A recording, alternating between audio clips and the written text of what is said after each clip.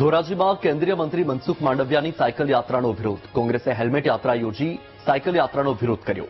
મનસુખ માંડવિયાએ સરદાર ચોકથી શરૂ કરી હતી સાયકલ યાત્રા. ખરાબ રસ્તાને લઈને કોંગ્રેસ માંડવિયા સામે રસ્તા પર ઉતરી. હેલ્મેટ યાત્રા યોજીને કોંગ્રેસ રસ્તા રિપેર કરાવવાની માંગ કરી રહ્યું છે.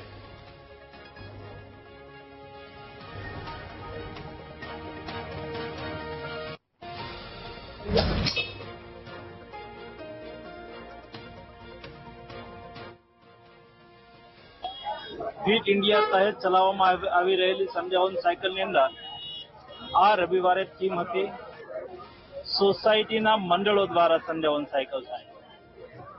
ગઈકાલ સુધી ફિટ ઇન્ડિયા પ્લેટફોર્મ પર 6000થી વધારે સ્થાનો પર દેશમાં વિવિધ સોસાયટીના મંડળો દ્વારા સંધ્યાવન સાયકલનું આયોજન કરવામાં આવ્યું છે. આટલી મોટી સંખ્યાની અંદર લોકો સાયકલ સાથે જોડાઈ રહ્યા છે. લોકો સ્વસ્થ રહેવા માટે ફિટ ઇન્ડિયા મુવમેન્ટ સાથે જોડાઈ રહ્યા છે.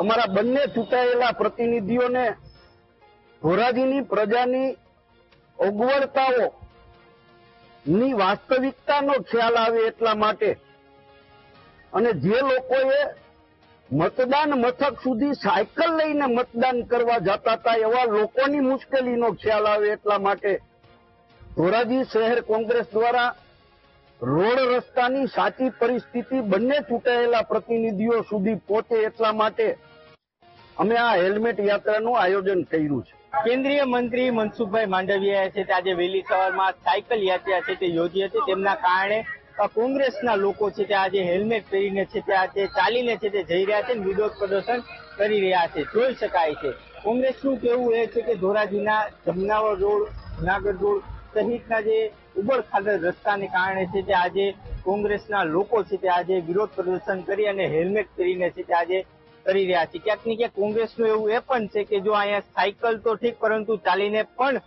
હેલ્મેટ પહેરીને જવું હોય તેવી સ્થિતિ છે તે અહીંયા જોવા મળી રહી હતી. ક્યાંક ને ક્યાંક આ પ્રકારના છે તે આ દ્રશ્યો છે તે જોઈ શકાય છે કે કોંગ્રેસના લોકો છે તે આજે મોટી સંખ્યામાં હેલ્મેટ પહેરીને વિરોધ પ્રદર્શન કરી રહ્યા છે.